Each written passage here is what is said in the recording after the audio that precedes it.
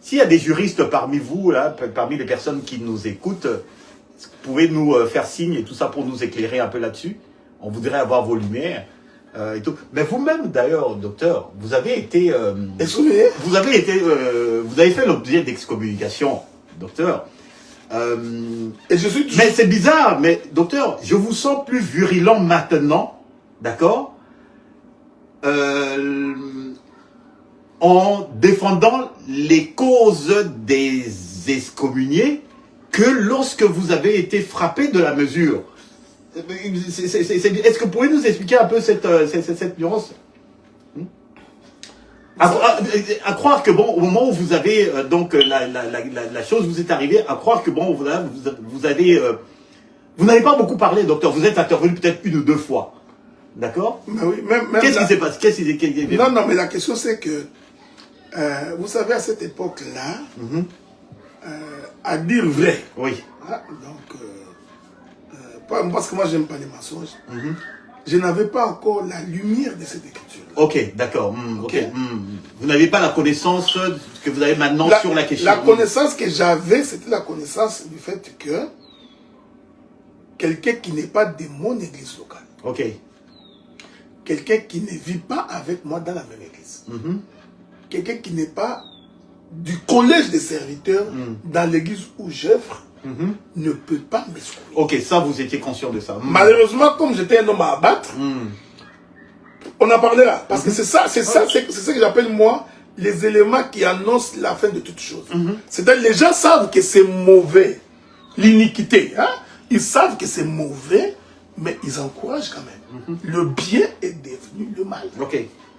Il y a la quasi-majorité des ministres savaient que cette chose-là est anti-doctrine. Et ils se sont tus. Dans la majorité des cas. Par lâcheté, par esprit de... On l'a eu, c'est ça? Oui, mais c'était un peu du genre... bon, finalement, on a eu ces messieurs-là. Oui, il parle beaucoup. Il parle beaucoup, tout le temps il conteste. Il est tout le temps en train de contester, d'accuser, voilà, etc. Bon, on va le mettre de côté. On va le mettre à côté. Donc, il y en a même d'autres jusqu'à aujourd'hui qui n'ont jamais aimé que je sois revenu. Mais j'ai béni ceux qui ont fait que je sois quand même là. Mais j'avais contesté ça, j'avais dit que vous ne pouvez pas m'excommunier en étant à Kinshasa en vertu de quoi? Tu comprends ce que j'ai dit? En vertu de quel élément? Donc ça ne cadrait pas. J'ai dit bien, il y en a beaucoup de ministres qui ont parlé. Il y en a beaucoup, je ne dis pas que tous se sont tués.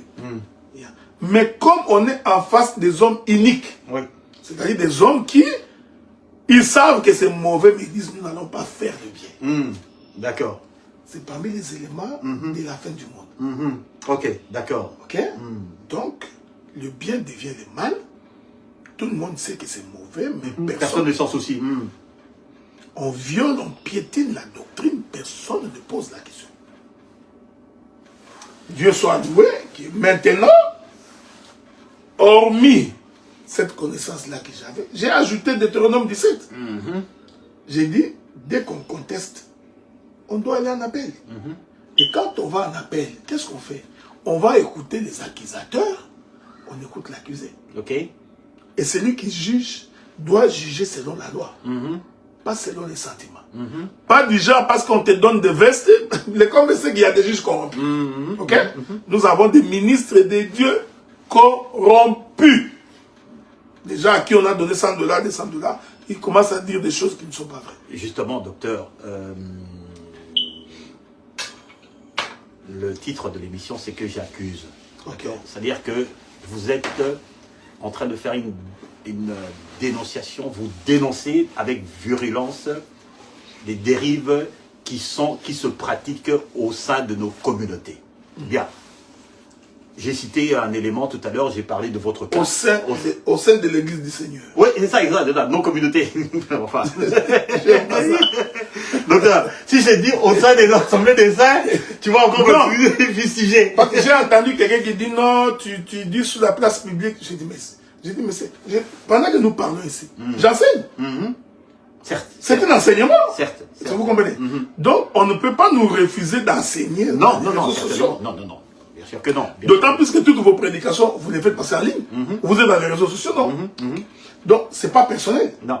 Je ne suis pas en train de traiter un cas personnel. Ok, non, bien sûr. Donc, nous sommes dans les principes. Non, le seul cas personnel qu'on a traité, là, maintenant, c'est votre cas personnel. Okay. Vous avez dit... Vous savez, n'importe qui peut se lever, aller au tribunal et puis dire, oui, voilà, j'accuse le docteur Adélard de pouvoir piquer dans la caisse de l'église. N'importe qui peut le faire. Ah ouais. N'importe qui peut se lever du jour en bas, oui, voilà, le docteur Adélard et tout ça, voilà, c'est une personne impudique et tout ça, etc., etc. Mais il faut des preuves à un moment donné. D'accord? Oui. Il faut des preuves. Vous avez dit qu'il y a des cas d'excommunication qui ont été faites par des motifs de haine ou pour faire des règlements de compte ou juste vraiment pour pouvoir exproprier des personnes. Okay. Vous l'avez affirmé, docteur. Ok, je ne veux pas vous demander, je n'irai pas jusqu'à vous demander, libre à vous de répondre à cette question. Non, est-ce que vous avez des preuves? Est-ce que vous avez des preuves? Parce que j'ai lu la lettre, j'ai lu la lettre que vous avez publiée, d'accord? Que nous avions publié. Oui, effectivement. Et dont j'ai signé comme le rapporteur général. Vous avez signé et tout ça. Vous avez cité des noms. Vous avez cité des noms des personnes notables au sein de nos communautés. D'accord? Je te récuse encore les noms de la communauté. Voilà. Qu'est-ce que vous voulez? Comment vous voulez que je dise ça? De nos assemblées. Voilà, exactement. Docteur, est-ce qu'il y a des preuves de ça? Qui, par exemple... Lorsque ces personnes vont se défendre, parce qu'ils ont le droit de pouvoir contester, n'est-ce pas? Il y aura des juges, il y aura des accusés et tout. Mais il faut des éléments. Il faudrait que pour pouvoir qu'on maintienne justement la sanction, si sanction il y a, il faut des éléments de preuve. Est-ce que vous serez capable d'emmener des éléments de preuve? Attends. Je suis en train de chercher une écriture. N'oubliez pas que la Bible dit que il faut 2 ou 3 témoins. Hein. Je cherche une écriture. Attends, je vais trouver l'écriture. Attendez. Je vais espérer que je trouverai cette écriture-là.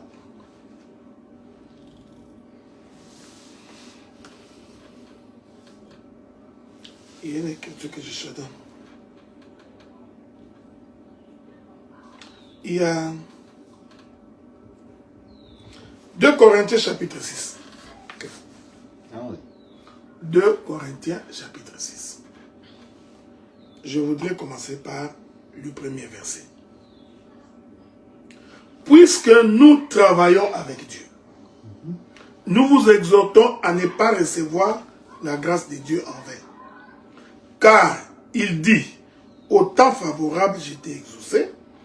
Au jour du salut, je t'ai secouru. Voici maintenant les temps favorables. Voici maintenant les jours du salut. Nous ne donnons aucun sujet de scandale, en quoi que ce soit, afin que le ministère ne soit pas l'objet de blâme. Okay.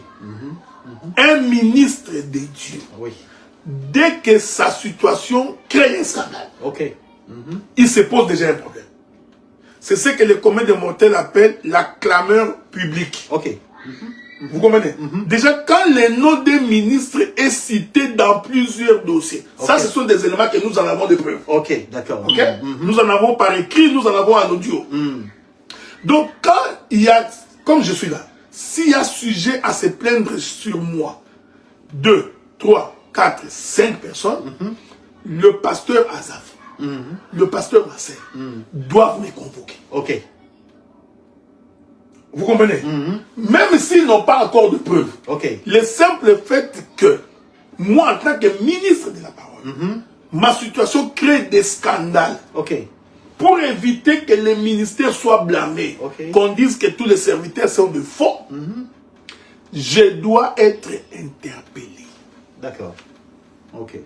Quand nous apprenons que tu as été à Mbazangoumou, après ton départ, l'église s'est divisée. Quand nous apprenons que tu étais à Montréal, après ton départ, c'est toi qui étais à la base de la division.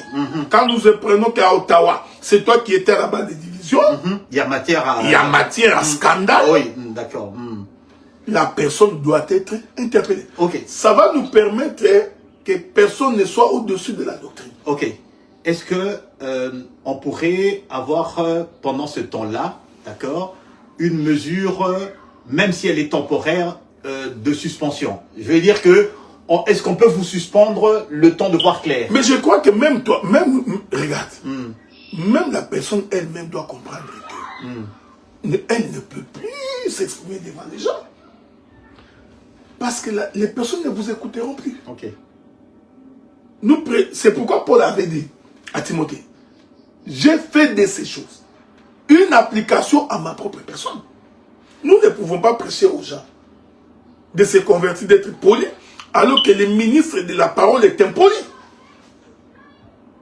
Nous faisons face aujourd'hui à des serviteurs de Dieu qui s'insultent. Je dis bien qui s'insultent. Ça, c'est gêné. Mais nous vivons l'iniquité.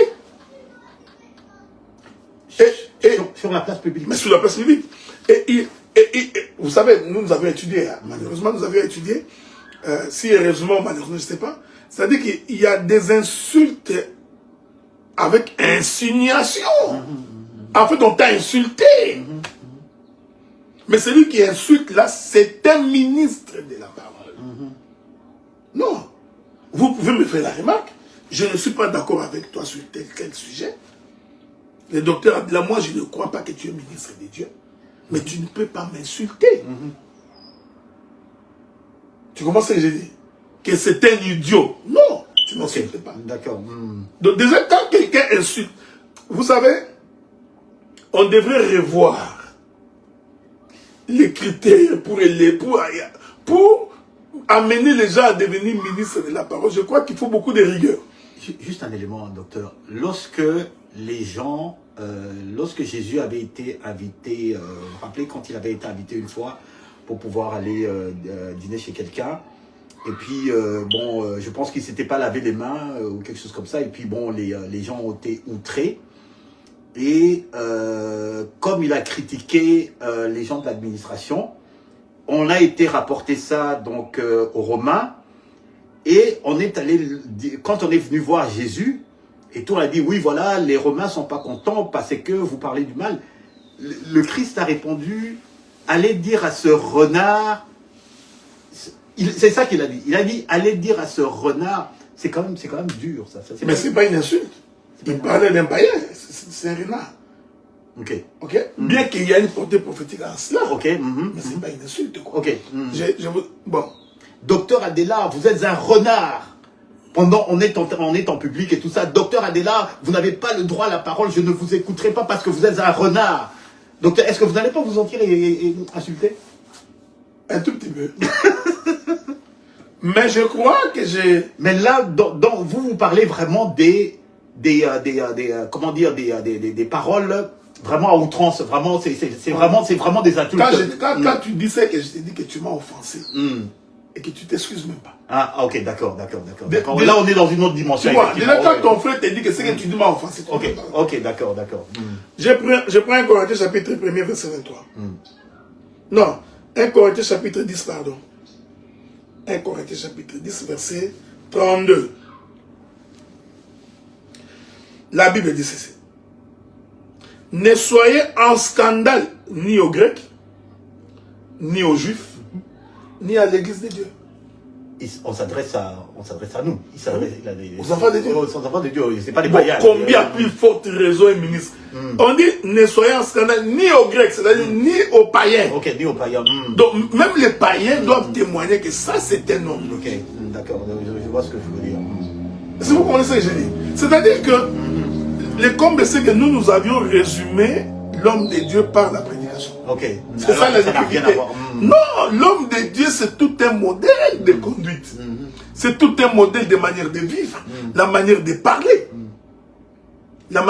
Vous savez, les gens qui me suivent des fois quand je parle, ils pensent que je suis très dur.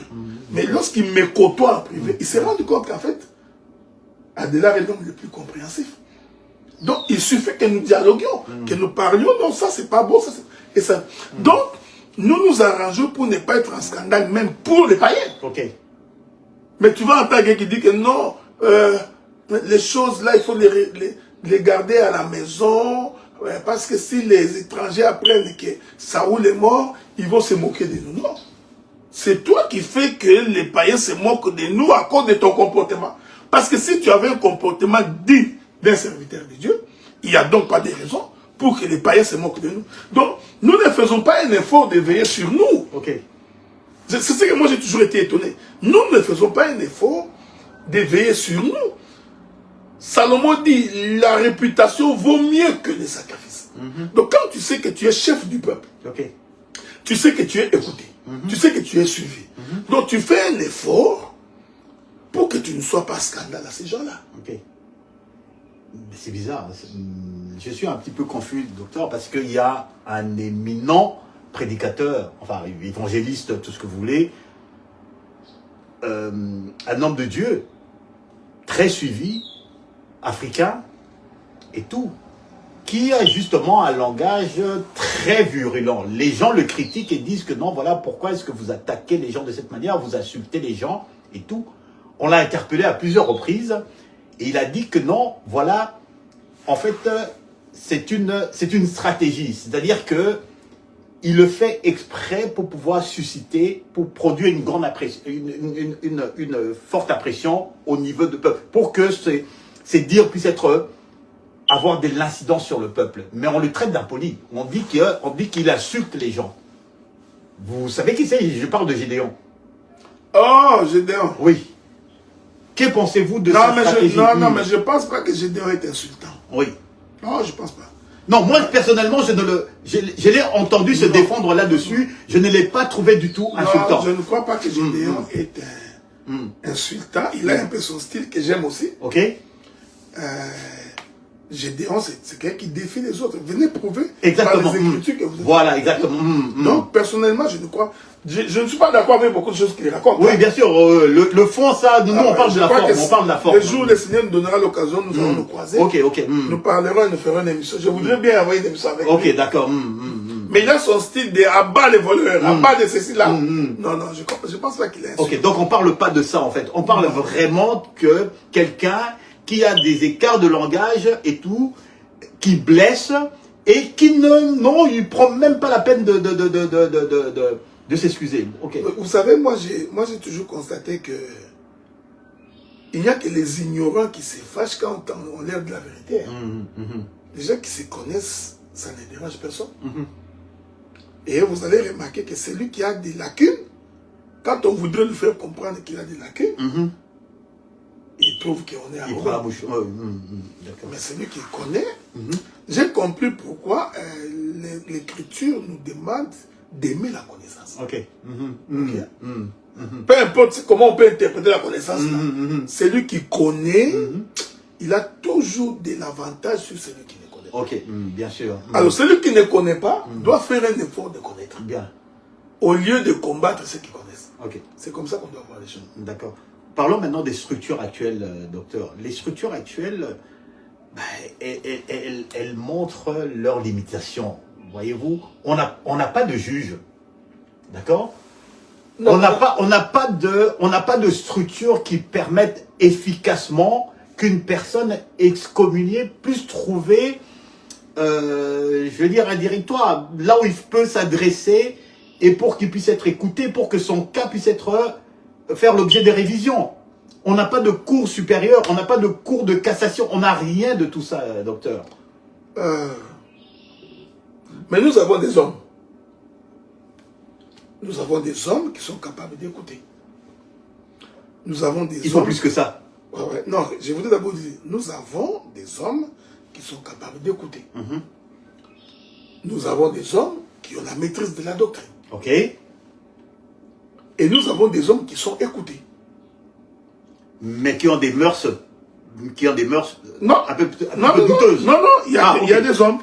Sauf que les médiocres combattent des hommes comme ça. Ok. Tu vois, c'est C'est ce qui me fait de la peine. Donc ces personnes-là existent. Oui, oui. On pourrait avoir des anciens au milieu de nous. Il y a des hommes. Non, je ne dirais pas des anciens. Okay. Parce qu'être ancien, c'est beaucoup des critères. Oui, ok, d'accord. Okay? Mais nous avons des hommes, des ministres de Dieu, okay, auprès de qui on peut aller se confier et qui peuvent donner des conseils. Ok, avant d'arriver à une structure beaucoup plus élevée. D'accord. Aujourd'hui, il y en a. Ok. Mais malheureusement, même ces hommes-là sont diabolisés. Ok. Ok. Pour des raisons d'opinion. Parce qu'ils savent que celui-là, c'est quelqu'un d'éclairé. Ou ceux-là sont déjà éclairés. Ils sont carrément muselés. Voilà. Donc, ils ne sont pas muselés, mais ils sont presque combattus. Ok. Et à un moment donné... Ils préfèrent ce...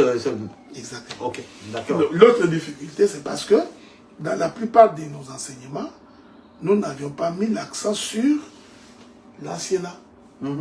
Parce que nous avions pensé, seul les ministres suffit. Ok. Et là, pas le cas. Maintenant, nous venons de nous rendre compte que c'est une lacune. Parce qu'il y a des ministres qui n'écoutent pas. Maintenant, ça prend aussi qu'il faut qu'il y ait dans l'église des ministres qui sont capables de mettre leurs pieds dans leurs bottes. C'est tenir debout et dire à celui qui dérape, tu y es en dehors de la doctrine. Ok, il faut du cran. Voilà, comme Jean-Baptiste avait dit à Hérode. Il dit, Hérode, tu as pris la femme de ton frère. Oui, mais bon, il s'est retrouvé avec la écoutez. La tête fauchée. Ah, mais Caïphe avait raison de dire. Caïphe avait dit, il faut que quelqu'un meure pour que les autres soient sauvés. Donc, regardez, non, mais je te dis la vérité. Les hommes avisés, les hommes qui se placent dans l'avant-plan pour défendre la vérité, sont généralement les hommes combattus. Le frère Paul a été combattu par les gens qui ont marché avec Jésus. Il n'a pas été combattu par les païens. Quand il dit que ceux qui ont marché avec Jésus ne sont pas plus considérés que moi, il parlait de qui? De ses disciples qui étaient à Jérusalem. Donc, il faut savoir que le combat ne viendra pas du dehors. Le combat viendra de l'intérieur. Donc il faut des hommes de cran. C'est pourquoi l'Écriture dit, tu auras pour ennemi les gens de ta propre maison. Mais on devient ennemi généralement quand nous nous rangeons du côté de la vérité. Certains se rangent du côté des intérêts personnels. Je voudrais préciser, pour quelle raison moi, le docteur Adela, j'irai foutre mon nez, permettez l'expression, dans l'église conduite par l'apôtre Franck Yemba. Pour quelle raison? Si ce n'est pas pour des raisons personnelles. Quitte à aller vérifier les finances de... Pourquoi j'irai là-bas? La seule chose que j'aurai à traiter avec lui, c'est sur les enseignements de la parole. Ah, mais l'apôtre Franck, tu as dit comme ça, moi j'ai trouvé la bien. Oh, docteur, tu as dit ça, on discute. Mais est-ce que je peux me permettre? C'est ce que j'essaie de comprendre. Mais pour quelle raison? Pour quelle raison j'ai été invité à Paris? Pour quelle raison, moi, un invité, je dois venir gérer les cas manifestés dans l'église de Paris? Et on a eu des cas de ce genre-là. On a eu des milliers, des milliers. Vous étiez invité en France récemment, et on a des cas des personnes comme vous invités et qui se sentent à gérer dans les affaires courantes de l'église locale. C'est ce que j'ai dit. Je prends un exemple. Je reçois l'apôtre Aristote. Il vient, il prêche, il s'en va. Si moi, le docteur Aguilar, ou le pasteur Hassan, nous avons un problème dans l'église locale, ou moi et le pasteur Marcel, et que nous recevons un ministre, si c'est nous qui lui exposons le dossier, à ce moment-là, il peut intervenir pour donner son avis selon les Écritures. Mais pour que nous lui exposions le dossier, nous devons également croire que c'est un homme de Dieu, capable de nous apporter la solution. Mais lui ne peut pas débarquer par lui-même, appeler les caissiers de l'église, lui poser des questions sur la caisse de l'église. Il ne peut pas. Non. Vous comprenez ce que j'ai dit? Donc, si tel est le cas, alors ça ne peut être que pour des intérêts personnel. Regardez, je suis ministre de la parole. Nous sommes à peu près 90 à Ottawa. 140 à 150 à Montréal. Déjà, la gestion de ces gens-là, je suis incapable de trouver la solution moi seul. Bon, comment voulez-vous gérer? D'abord, ici, je suis incapable de trouver la solution. Je m'en vais à Kinshasa, là où se trouve le docteur Dan Lobo. Là encore, je vais gérer le dossier. Mais pour quel intérêt? Il y a un autre élément. Le ministre de la parole est un homme de paix. Il faudrait qu'un ministre passe quelque part, dès qu'il sort, le peuple applaudit. Nous avions été visités par Dieu. Cet homme est venu ici. L'église est en paix. Non, toi tu vas. Dès que tu tournes les dos, l'église est en division. Tu sondes les frères les plus faibles. Tu les armes contre les prédicateurs. Tu crées une scission dans une église. Tu sors, tu commences à appeler pour réclamer la dîme. Ce que nous disons, c'est la parole. Le ministre de la parole a son église locale. Il gère les problèmes de son église locale. Il n'intervient que si on fait appel à lui. Et quand tu interviens, tu n'interviens pas avec une position d'hiérarchie. C'est aussi ça la difficulté. C'est pourquoi j'ai contesté votre enseignement du Père. Parce que cet enseignement du Père là place les hommes au-dessus des autres ministres. Ok. Est-ce que vous comprenez ça? Donc même si on m'invite à Paris, j'étais chez le pasteur Freddy. Freddy m'invite, j'y viens. À supposer qu'il vient avec un dossier. Il m'a dit, docteur Adela, voici les dossiers que j'ai dans l'église. Ce qui est tout à fait naturel. C'est tout à fait naturel. Mais je ne viens pas là-bas en donneur de leçons. Ok. Donc, je gère en toute humilité, et je disparais. Ce n'est pas parce que j'ai géré. Dès que tu repars, tu commences à appeler les fidèles de cette église-là. Pour leur poser la question, comment vous allez? Est-ce que tel il a fait ceci, le pasteur, qu'est-ce qu'il a dit? Où est-ce que tu donnes ta dîme? C'est que tu as des dîmes, on est fatigué en tout cas. Où est-ce que tu donnes? Il faut donner la dîme ici, là-bas. Il n'y a pas de ministre, c'est moi le seul ministre. Vous êtes tous des frères. C'est quoi cette affaire-là? Maintenant, des hommes comme nous, qui refusons ce genre de problèmes, nous sommes des hommes à abattre. Certainement. Mais il y a un principe, c'est que quand la chose est mauvaise, elle est mauvaise. On ne peut pas la maquiller, donner l'impression. C'est que moi j'appelle en sociologie le mensonge sociologique. Qu'est-ce que cela signifie? Ça veut dire, on sait que c'est mauvais, mais on préfère ne pas dire. Alors que la Bible dit, celui qui se tait pendant qu'il voit le malheur venir, celui-là n'est pas de Dieu. Il est plus coupable que celui qui est en train de causer. Donc un ministre ne peut pas se dire. Un ministre, c'est quelqu'un qui est sur la tour pour annoncer au peuple que les malheurs vous guettent. Faites attention. Quels sont devenus vos co-signataires de la lettre ouverte pour... Qu'est-ce sont-ils devenus? Parce qu'il y avait une panoplie de ministres dans votre lettre et tout ça. Même si vous étiez en avant-plan. Et les autres, on ne les entend pas? Non, non, mais le problème c'est que nous on n'est pas là pour faire un tribunal. Nous dénonçons. Ok. Nous dénonçons tout simplement. Ok. À chacun d'observer par rapport aux Écritures et de s'aligner. Okay. Donc on n'est pas dans une logique de vouloir diriger les gens.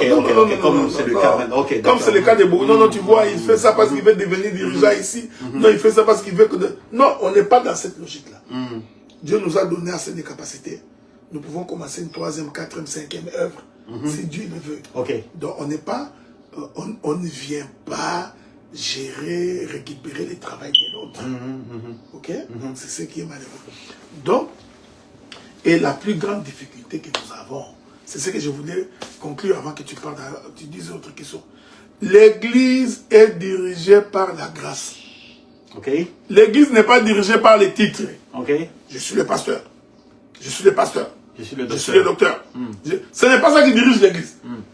Tu peux avoir ton titre de pastorat. Oh, tu vois, Dieu a fait de moi ministre de la parole. Dieu a fait de moi pasteur. Je suis votre pasteur. Tu ne dirigeras pas comme ça. S'il y a quelqu'un qui a la grâce plus que toi, le peuple va l'écouter. On va l'écouter par rapport à d'autres. Tu comprends ce que je dis? Donc c'est la grâce qui conduit l'Église. Voilà pourquoi quand on est ministre de la parole, il faut s'exercer au ministère pour que la grâce éclate. Une fois que la grâce a éclaté, les gens te suivront. Quelqu'un peut être dans un village en train de jouer le tam-tam. Tu peux jouer ton tam-tam pendant 5 ans. Les gens du pays pensent que ça c'est les meilleurs tam-tam. Les meilleurs tambourinaires, je ne sais pas moi quoi. Le jour où le vrai tambourinaire va arriver, va jouer une seule fois, on va t'oublier. Donc ça ne sert à rien de se précipiter. C'est pourquoi moi dans les ministères, je ne me précipite pas. Quelqu'un veut prendre le manteau, donne la tunique. Mais les jours où, je te dis, mais les jours où Dieu nous fait grâce de parler, tout le monde comprendra que celui-là c'est une aventure. Donc l'église n'est pas dirigée par les titres. C'est pas parce qu'on t'appelle pasteur que tu vas diriger. Il faut enlever ça dans la c'est pas parce que tu te dis pasteur que tu vas diriger. Non, tu vois, ça c'est notre pasteur, c'est notre... Non, ce n'est pas ça. Il peut être pasteur, mais s'il n'a pas la grâce, quelqu'un d'autre va les supplanter. Et généralement, les gens qui n'ont pas la grâce ont peur des autres. Dès que tu arrives, ils disent, c'est là, si je laisse ici, il va prendre ma place. Donc tu vois tout pour pouvoir t'éliminer. Mais celui qui a la grâce, il sait que, bien au contraire, si un autre gracieux vient parler, il va m'alimenter. Et nous allons créer ce qu'on appelle en français l'émulation. Mais les gens qui ne connaissent rien ont peur. C'est comme ça que vous trouverez des gens, ils s'éternisent du haut de la chaise. Il ne veut pas quitter.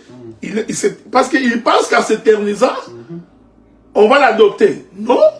Si tu n'as pas la grâce, les jours où tu descendras, il suffit d'une prédication. D'une seule prédication. De celui qui a la grâce. Tout le monde saura qu'il a la grâce. Ça me fait penser à quelque chose. Est-ce que vous comprenez ça? Donc ça ne sert à rien de...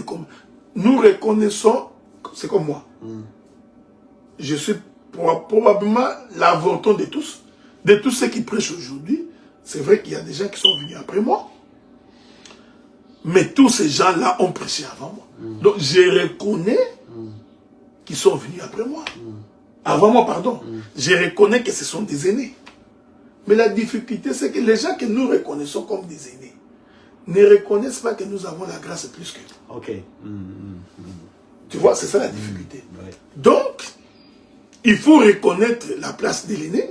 Et reconnaître aussi que celui-là, il a la grâce plus excellente. Ça ne nous enlève rien. Nous allons éviter les excommunications en cascade. Quelques questions rapides, très brièvement, juste pour pouvoir un petit peu enlever la confusion quelquefois qu'il y a dans la tête des gens. Pierre et les disciples qui ont renoncé à tout pour suivre Jésus, dans Luc 5:11, est-ce qu'on veut parler de dépouillement personnel? Non. Non. Je ne sais pas si tu as fini, mais si tu vas... Non, donc il y a plusieurs questions, petites questions comme ça que vous pouvez répondre rapidement. Allons-y. Ananias et Saphira, il y a été mis en garde contre la dissimulation de dons et tout, et puis ils ont été écartés. C'est un cas, comment vous placez ce cas-là? C'est pas un dépouillement non plus. D'accord. Paul, qui a renoncé à sa vie ancienne et de ses privilèges et tout. Non, c'est pas un dépouillement. C'est pas un dépouillement non plus. Jésus, il s'est dépouillé lui-même. Il est descendu de sa condition, il s'est dépouillé lui-même volontairement et tout. C'est un cas de dépouillement. C'est un cas de dépouillement. Est-ce que on peut, quelqu'un on a constaté que bon, c'est un cas qu'il est dans l'assemblée, et puis bon, on constate que bon, quand il parle, c'est des hérésies ou il est en train de propager des fausses doctrines. Est-ce qu'on peut le mettre à l'écart? Bien sûr. Mais c'est pas un dépouillement. Non, c'est pas un dépouillement. Oui, mais c'est quoi finalement? On le met à l'écart carrément. On le met hors d'état de nuire. Docteur. Parce qu'effectivement, il est capable justement, si on le laisse faire, il est capable de contaminer. Vous connaissez le pouvoir de la langue. Il est capable de contaminer les gens. Vous savez, mon bien-aimé Sam, la grandeur d'un homme, c'est sa capacité de reconnaître ses erreurs, de s'amender pour devenir grand. Je vais répéter ça, c'est très important. La grandeur d'un homme se résume dans sa capacité de reconnaître ses erreurs. Pourquoi? Parce que quand on reconnaît l'erreur, on apprend. Et quand on apprend par rapport à ceux avec qui vous avez commis l'erreur, vous prenez avantage. Nous avions soutenu les dépouillements il y a quelques temps. Je suis parmi les ministres qui ont soutenu les dépouillements ministériels. Je les reconnais. Mais avec les reculs, après avoir bien examiné les Écritures, je me suis rendu compte que c'était faux enseignement. Nous pouvons dépouiller quelqu'un de l'autorité que nous lui avons donnée. Il faut faire attention. Parce que beaucoup de gens font des confusions. Sam, tu marches avec moi pendant des années. En fait, tu n'es pas ministre. Mais comme tu es mon confident, on s'entend bien, je décide que toi, Sam, tu vas commencer à prêcher. Tu n'as pas péché? Non, j'ai péché. Ah, tu as péché. Ok, d'accord. Tes intentions ne sont pas nobles. Je ne sais pas si vous les comprenez. motivations ne sont pas nobles. Je vais répéter ça. Parce que le ministère, c'est quelque chose que Dieu donne. Aucun homme ne donne le ministère. Ça, c'est important de le retenir. Aucune imposition des mains ne donne le ministère. Le ministère, c'est quelque chose que Dieu accorde à un homme. Donc, si Dieu ne l'a pas accordé, les hommes peuvent te l'accorder. Donc, moi, le docteur Adela, j'ai fait de toi pasteur. C'est moi qui t'ai accordé le ministère pastoral. Tu te mets devant le peuple, tu prêches aussi. Mais dans le fond, tu n'es pas pasteur. Tu vois? Alors, si je me rends compte que, ou quelqu'un d'autre se rend compte que non, ça ne connaît rien. Il décide de te dépouiller. Ce n'est pas qu'il t'a dépouillé du ministère. Non. Il t'a dépouillé de l'autorité que moi je t'avais investi. Il est dans le droit de le faire. Il est en droit de le faire. Donc nous, on te dépouille de l'autorité dont tu as été investi. Non pas par Dieu, mais par un homme. Les cas comme ça dans la Bible, il y en a beaucoup. Le frère était au milieu de nous. On va lire l'écriture. Il y a une écriture qui dit ils se sont introduits au milieu de nous furtivement. C'est l'écriture que je cherche. Attendez.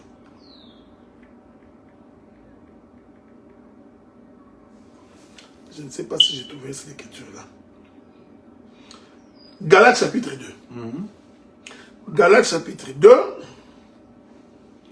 Laissez-moi commencer par le premier verset. Écoutez, 14 ans après, j'ai monté à nouveau à Jérusalem avec Barnabas, ayant aussi pris Tite avec moi.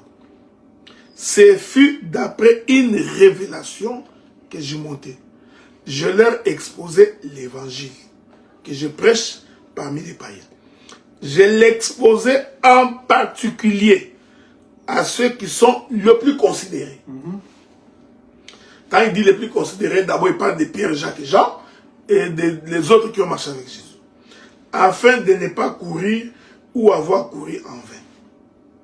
Mais Tite, qui était avec moi et qui était grec, ne fut pas même contraint de se faire circoncire. Déjà à cette époque-ci, Tite a refusé la circoncision. Oui, bien sûr. Écoutez le verset 4. Et c'est là à cause des faux frères qui s'étaient furtivement introduits et glissés parmi nous pour épier la liberté que nous avons en Jésus-Christ avec l'intention de nous asservir. Quand Paul parle des faux frères, il ne parle pas des frères assis sur les bancs. Celui que Paul appelle frère ici, c'était déjà des prédicateurs. Parce que lui-même dit comme nous. Comme nous qui ministres. de la parole. Qui étaient là avec l'intention de faire quoi? De nous dominer. Donc Paul déjà ici, il refuse l'esprit de domination. Un ministre qui se fait dominer n'en est pas un. Mais Paul dit que c'était des faux frères. Ok. Quelle était leur intention? Nous dominer.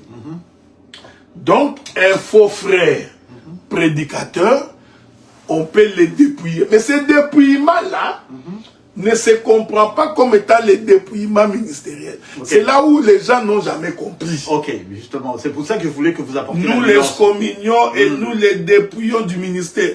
C'est une aberration terrible de la vie. Tu comprends? On dépouille quelqu'un qu'on a investi qui n'en avait pas qualité. Ok? Vous prenez quelqu'un qui n'est pas comptable. Vous lui mettez pour gérer les cahiers comptables d'une entreprise. Il commet des bêtises. Il ne connaît ni les actifs ni les passifs. Il ne sait pas tenir un bilan.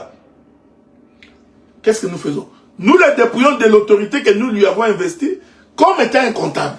Parce qu'en réalité, il ne l'était pas.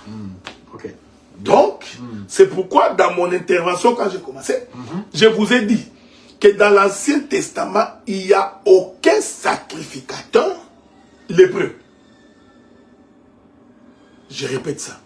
Il n'y a aucun sacrificateur qui a été dépouillé à cause du péché.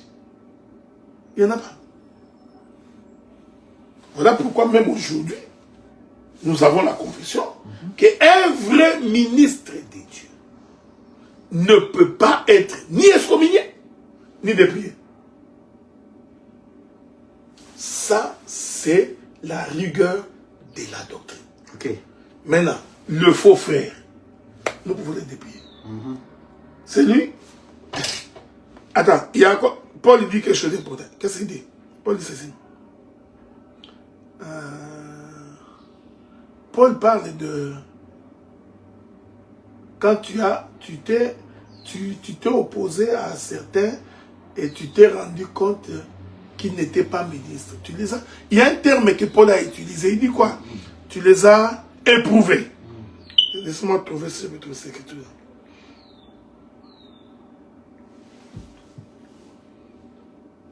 Dans les livres de Timothée, je crois.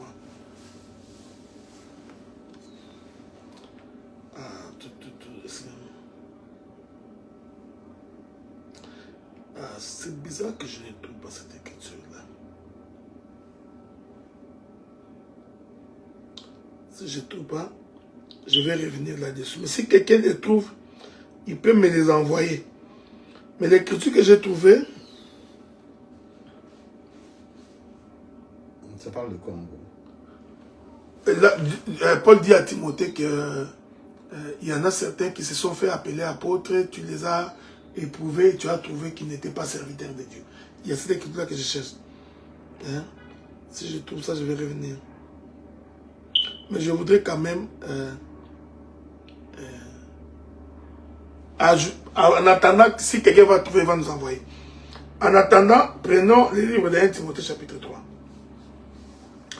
1 Timothée chapitre 3. La Bible dit ceci. Je vais commencer par...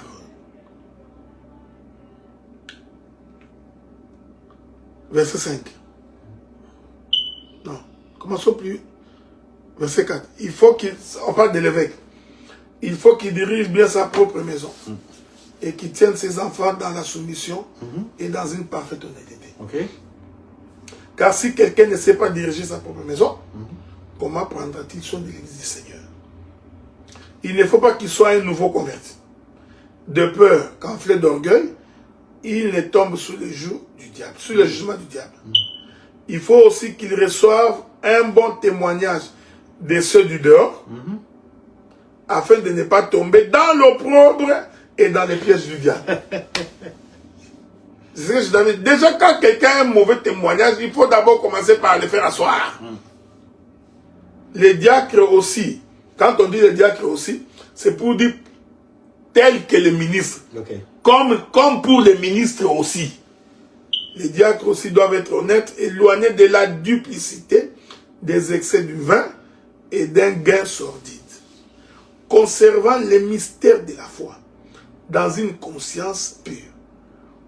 Qu'on les éprouve d'abord et qu'ils exercent ensuite leur ministère s'ils sont sans reproche. Donc, quel genre d'épreuve ça pourrait être? Par exemple, le laisser prêcher, et puis après, nous sommes là pour pouvoir vérifier si effectivement... mais il y a plusieurs manières d'éprouver les diacres. On peut lui confier à $500 à gérer. On lui donne aujourd'hui, 3 jours après, on va lui demander l'argent qu'on t'avait donné. Okay. Vous comprenez, dès qu'il a dépensé l'argent, c'est un type qui est malhonnête. D'accord. Docteur, tout ceci, qu'est-ce que vous pouvez dire en conclusion de tout ça? Je voudrais dire ceci. Le Seigneur a dit, sur ces rocs, je bâtirai mon église. Et les séjours des morts n'éprouveront jamais contre elle. Je voudrais dire que l'église du Seigneur ne peut pas être ébranlée. Et je répète, l'église du Seigneur, aucun homme ne peut la diriger selon sa volonté. Vous parlez du corps du Christ ou de l'église locale? De l'église locale. Ok. Okay? Aucun homme ne peut marcher au-dessus des Écritures. Nous voudrions exhorter tout le monde à revenir au sentiment d'amour, de simplicité et d'humilité. Jésus a dit dans sa parole, considérez les autres comme étant au-dessus de vous. Si nous adoptons tous cette attitude-là, je crois que nous n'aurons pas de problème. Nous n'aurons pas de difficultés. Nous pourrons vivre en paix.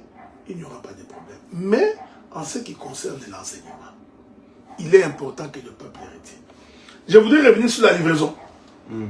Parce que je dois avoir un débat avec les frères Boris. Oui, vous parlez de Corinthien. Ah ouais. Un Corinthien chapitre 5. Ouais. On va lire cette écriture-là. Lisons ça.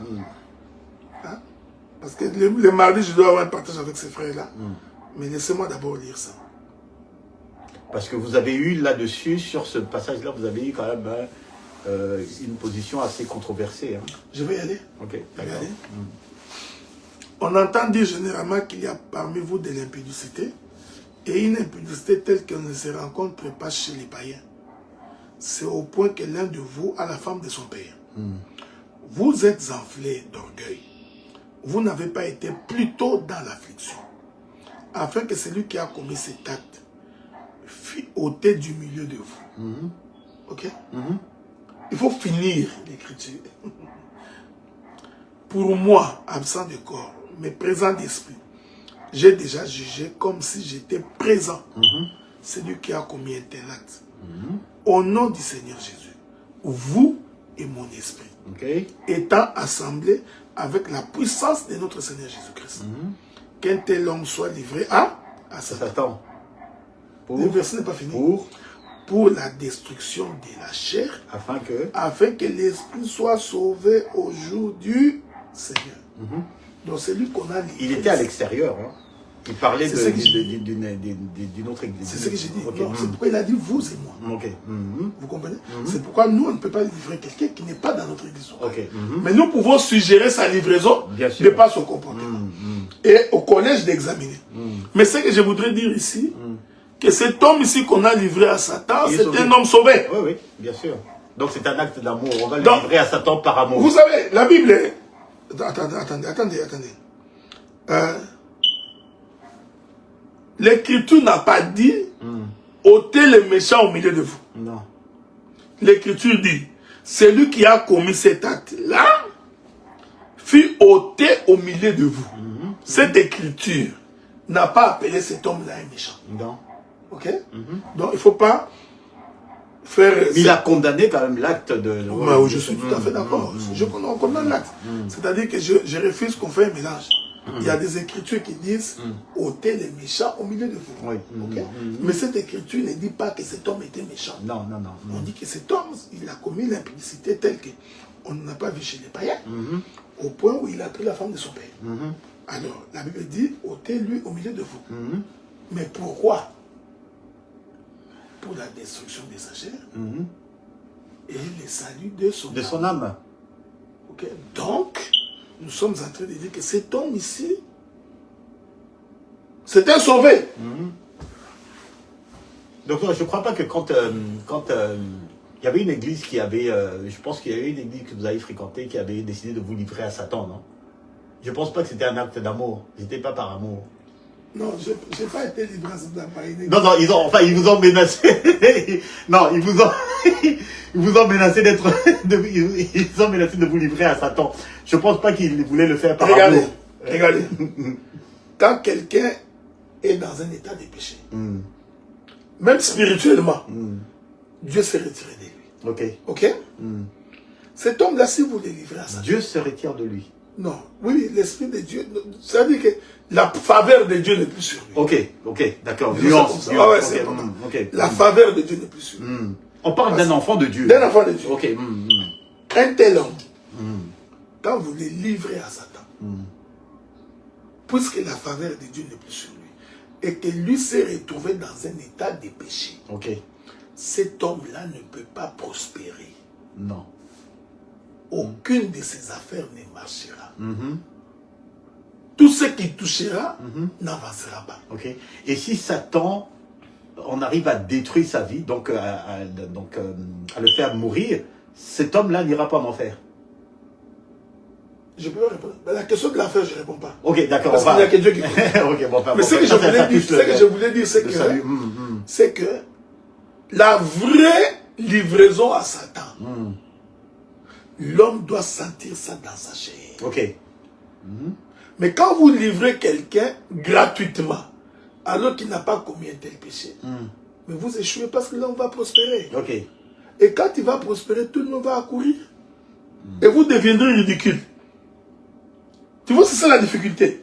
C'est-à-dire que vous chassez quelqu'un que Dieu n'a pas chassé. Alors cette personne va se déplacer avec la grâce de Dieu qui est avec lui. Et vous allez voir que les gens vont courir vers lui. Les frères de Joseph ont pensé qu'en vendant Joseph, les songes vont disparaître. Il y a même, je pense qu'il y a eu des écritures là-dessus. Mais comme Joseph a été vendu gratuitement, n'ayant pas commis un péché, ce sont eux qui sont les songes ont continué et les songes ont fait que les gens l'ont suivi. Donc quand vous voulez excommunier quelqu'un, rassurez-vous qu'il est vraiment dans le péché. Parce que vous risquez de combattre contre Dieu. Okay. Ah ok, d'accord. Ok, ça aussi c'est effectivement, ok, bien. Voilà pourquoi moi j'ai dit ça ne sert à rien d'excommunier les gens en cascade. Il faut d'abord examiner et puis voir. Donc voir vraiment que la personne, Dieu l'a abandonné. Et quand vous les livrez, même lui va se sentir qu'il n'est plus en paix. Rien ne marche. Et cela va le pousser à revenir. Lui-même, pour demander pardon. C'est ça. Voilà. Merci beaucoup, docteur. Le programme de demain, est-ce qu'il y a quelque chose de particulier pour Ottawa? Donc, demain, nous allons partager la parole avec le frère, l'homme de Dieu, c'est comme ça que j'appelle, qui vient de Montréal, de l'église de Montréal, Sergio Mwanza. C'est un frère qui parle bien. Donc, il parlera sur le bon combat de la foi. Mais les deux autres prochains qui viennent, je voudrais attirer l'attention du peuple, parce que nous allons recevoir un homme de Dieu qui viendra de Kinshasa.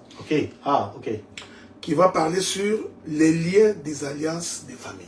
Bien. Ça, c'est intéressant. Ok, ça c'est intéressant. Pour une fois, on va l'écouter avec un autre son. Oui. On va aller dans les profondeurs. Je l'ai suivi, je l'ai invité, j'ai dit, comme il ne fera que 2 semaines ici, je lui ai demandé de venir nous parler. S'il faisait plus de 4 semaines, je l'amènerai également à Montréal pour qu'il prêche. Ah ok, il n'ira pas à Montréal. Non, parce qu'il ne fait que 2 semaines. Ok, 2 semaines. Donc alors, il fera deux séances chez nous, bien. 2 séances. Ok, parfait. Donc sur les liens des alliances des familles. C'est formidable, il faut écouter ça. Ok. Et puis, quelle est la position d'un chrétien converti par rapport aux liens des alliances? Parce qu'aujourd'hui, tu trouveras... À tort et à travers, à boire et à manger. Tu trouves un chrétien qui a cru au Seigneur, qui continue à croire encore qu'il a des liens. Tu vois? Alors, on va examiner ça. Bien, on va laisser... C'est intéressant. C'est intéressant parce que c'est parce qu'il nous manque l'argent. Parce que si bon, pendant que je parle ici, si tu as $1000, tu peux me l'envoyer. Si nous avons $1000, j'aurais dû faire, après les 2 séances, nous louons une salle dans un hôtel. Pour faire un... Ok, d'accord. Pour faire un moment de partage. Ouais, partage, pour qu'ils puissent répondre. Et on invite tout le monde, même les autres églises. Ouais, on invite tout le monde. Pour que les gens posent des questions, qu'ils puissent répondre aux questions. Ben, écoutez, on peut faire quelque chose à mi-chemin, docteur. C'est-à-dire que bon, maintenant on a la technologie qui est là. Si on n'arrive pas à avoir les $1000, mais je suis sûr que bon, il y a quelqu'un qui nous a entendu. Écoutez, on pourrait faire quelque chose, on pourrait organiser quelque chose. Oui, effectivement, on peut faire une émission spéciale et tout. On peut faire quelque chose également. Et que les gens posent des questions. Et que les gens posent des questions. Parce que ça, c'est quand même un sujet qui intéresse, je pense, qui intéresse beaucoup de gens. Et tout. Donc, il faut venir voir ça. Pourquoi dans votre famille, il y a de telles maladies, de façon récurrente. Pourquoi chez vous, vous ne vous mariez pas, ou si vous vous mariez, il y a autant de taux de divorce. Pourquoi dans la famille, il y a de telles maladies qui apparaissent de génération en génération. Je l'ai suivi, comment les gens, même quand ils prient, ils sont toujours liés par la coutume. Tu verras quelqu'un qui prie, mais quand il veut demander la dot de sa fille, il a c'est là que les liens ressortent. Il a demandé selon la coutume, il faut acheter la chèvre, il faut acheter les colas, tu vois ces choses-là. Mais il y a quand même le respect des traditions. C'était intéressant, il faut écouter ça. Ok, d'accord. Pourquoi Parce qu'il faut, vous savez, il faut se poser la question. D'où est-ce que ça vient tout ça? Pourquoi est-ce qu'on doit donner un sac de sel pendant la dot? Pourquoi C'est lié. C'est intéressant. Écoutez, j'ai suivi quelques-uns de ces extraits. J'ai adoré. Pourquoi est-ce que si je marie ma fille, l'argent que je reçois, je dois donner à son oncle paternel, c'est lui qui en a le droit de bouffer. Il y a des explications dans tout ça. Il y a des explications, c'est pas bruit. Alors il faut vraiment venir écouter ça. Le rendez-vous est pris et nous allons le 29 juin et le 6 juillet. Ah, ok, d'accord. Pour Montréal, rien de particulier? Non, à Montréal, personnellement, pour moi, je vais reprendre mon enseignement sur les 12 fils de Jacob, la partie prophétique. J'ai fini la partie de la naissance et je crois que c'est aujourd'hui que la sœur m'a envoyé toutes mes prédications en PDF. Donc nous allons nous arranger pour publier un livre et j'ai une cinquantaine de mes livres que j'avais publiés sur l'ombre et la réalité. Donc les gens qui veulent s'en procurer, ils n'ont qu'à me contacter. Donc j'ai les livres de l'ombre et la réalité, les 4 bras du feu dans le jardin. Très incessamment, nous allons publier les 12 fils de Jacob, la naissance. Et dans les 3 mois, nous allons publier les 12 fils de Jacob, la prophétie. Parfait. Alors, encore une fois, merci beaucoup pour votre écoute. Kinshasa, l'Europe et tout, bonne nuit. Et puis, merci d'avoir été fidèle. La musique, là, on ne peut pas l'écouter. Si, bien sûr. Et puis, on se retrouve prochainement. Merci, docteur. Je vous en prie.